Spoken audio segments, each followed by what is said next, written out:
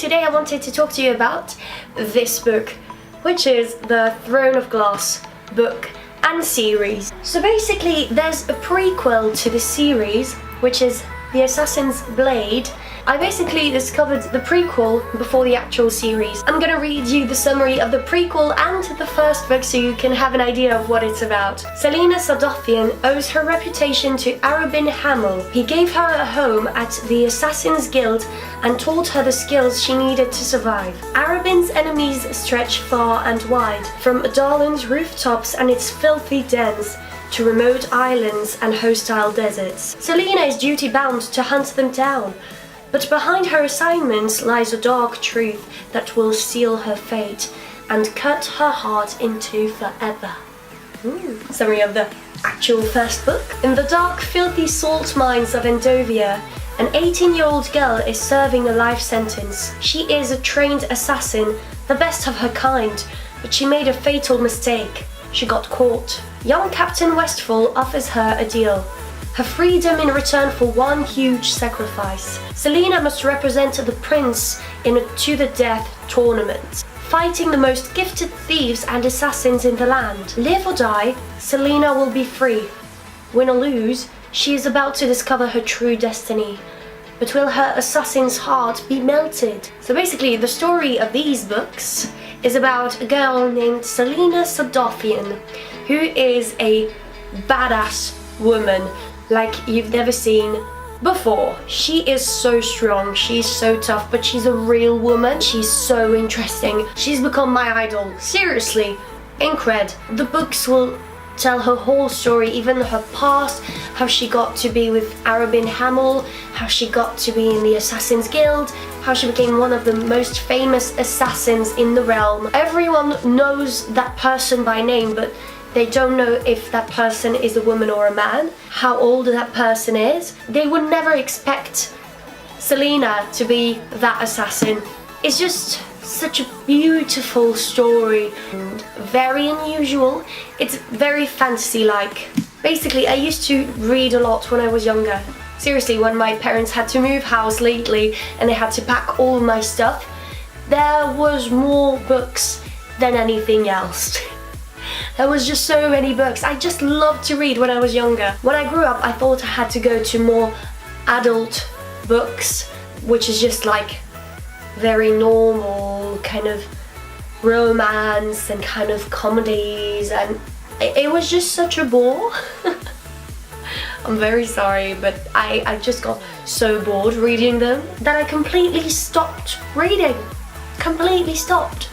Until I found this when I went to the young adult section at Waterstones. I found this book, read the summary of it, and I was like, sounds kind of good to me, so I bought it. Could not put it down. Could not put it down. It was incredible, and I was like, I need to read the next chapter. So I bought the second one, and I went on to buy all the rest of it, the rest of the series, and I was like, this series is brilliant, it's pure genius. Every time you think the story is going one way and can go either that way or that way or that way or that way, it goes there, or like somewhere you cannot have foreseen at all. It's just, I don't know how the author Sarah J. Maas manages to literally turn the plot around like this and take it somewhere you would not have expected at all. Even though the love stories you kind of guess from the beginning, as soon as you meet the characters you're like, that's gonna happen, they're gonna fall in love, that just has to happen. But apart from that, the whole story that's around it, insane, incredible. And also I love the fact that the characters are very realistic in a way, even though it's a fantasy book, so the world is completely different, there's magic, the characters are so real and so truthful, like they have so many layers, they just feel real.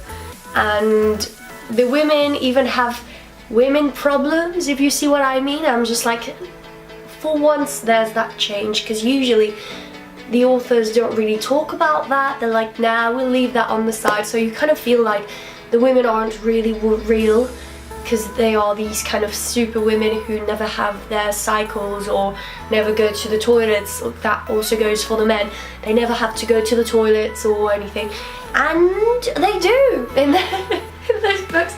It seems like such a silly thing to say, but it just makes them so much more real. You just bond with those characters so much.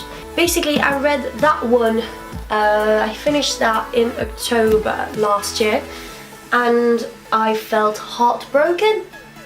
Completely heartbroken, because I thought that was the last one of the series. I was convinced of it, and I was like, no, it can't finish now. It can't just finish like this, no. And I was feeling heartbroken, like I had just completely lost a part of myself, and I was going mad, absolutely mental. And then when I went home for Christmas, I was so excited to go home for Christmas already. I went to buy a book at the airport because I don't have any books. I was like, I might as well like go and see what they have in store. I first went in the adult section, didn't find anything interesting. It's just so boring, I think. To me, it's not that interesting. And I went into the younger section and I found this bad boy, which is the 7th volume of the series, Tower of Dawn. I cannot tell you how happy I was when I found this. Like, it was insane. I was already really happy to go home and see my family, and I found this. I was like, that's it, I'm done. I couldn't be happier. Again, very silly of me, but hey ho. Did not put it down. Or when I did put it down, it was because I was called to go and eat, or to go somewhere, to go visit something. But basically, this bad boy, I was literally falling asleep on this book at like 2, 3 a.m. even though I really wanted to rest during the holiday, because I was like, it's been a very intense term, it's going to be another very intense term at Erdang, and I want to survive. This book didn't help. I just literally could not put it down. I would definitely recommend this to anyone, not the younger readers though. There's a reason why it was in the young adult section in the Waterstones and not in the young teenager section. Either go by either the prequel or the first book. Tell me what you think. And yeah, I can't wait for the next one to arrive. It's gonna be released in September, I think. And it's such a long time to wait.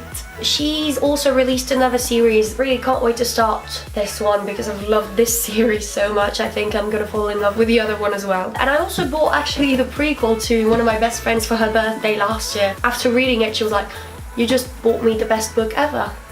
How? How did you find it? And next time I saw her, she was already reading the third one. She was like, I just can't put it down. It's just too good. And I was like, I told you, didn't I? Let me know what you think of that series. I think it's an incredible one. As I said, the plot twists are just so intense and incredible, and you really don't expect it. I hope you've enjoyed this little review video, kind of showing you another thing that I love on my channel so you can get to know me. Yeah, now. Sorry, I'm really ill as well, so my voice might have sounded very weird. I'm really sorry about that, but I can't do anything against it. It's been going on for a week. Yeah, I hope it's gonna go very soon because it's driving me mad. Thank you so much for watching this video, and I'll see you all very soon.